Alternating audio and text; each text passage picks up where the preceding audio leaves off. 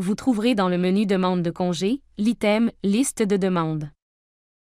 En tant qu'approbateur, cette liste contient les demandes de congé des utilisateurs pour lesquels vous avez le droit d'approuver les congés.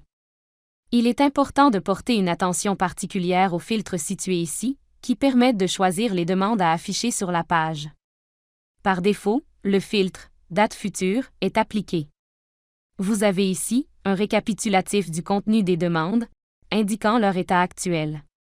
Afin d'obtenir davantage de détails sur une demande et de voir l'évolution du solde qui s'y rattache, vous devez cliquer sur la loupe située ici.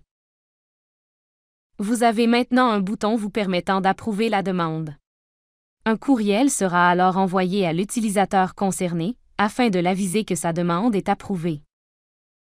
Le bouton Rejeter est également disponible afin de signaler un problème et ainsi demander à l'utilisateur d'annuler ou de corriger sa demande.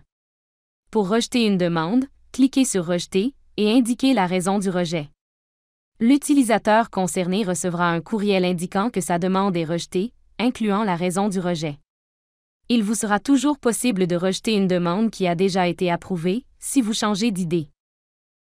Retournons à la liste des demandes, afin de rejeter une autre demande. Dans ce cas-ci, le système refuse d'effectuer l'opération, car la demande de congé est reliée à une feuille de temps ayant déjà été soumise. Il faudra alors remettre la feuille dans un état modifiable avant d'effectuer le rejet, afin que l'opération soit acceptée. Le menu Demande de congé contient aussi l'item Calendrier. Ce dernier vous permet de voir les différents congés des employés que vous pouvez approuver. Vous pouvez obtenir un résumé en y déplaçant votre curseur comme ceci, ou encore accéder à la demande de congé complète en cliquant dessus.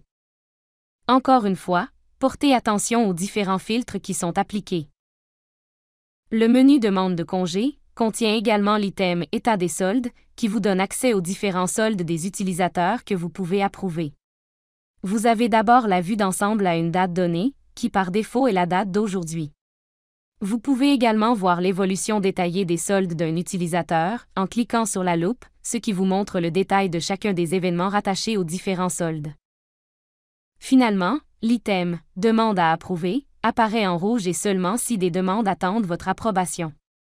Vous serez automatiquement redirigé vers cette page à chaque fois que vous vous connecterez à FDT Pro, si des demandes sont en attente.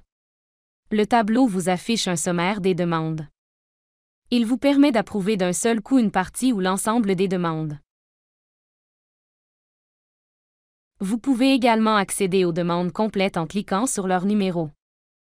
Notez qu'un courriel vous est également envoyé à chaque fois qu'une nouvelle demande est soumise et en attente de votre approbation, ainsi que lorsqu'une demande déjà approuvée est annulée subséquemment.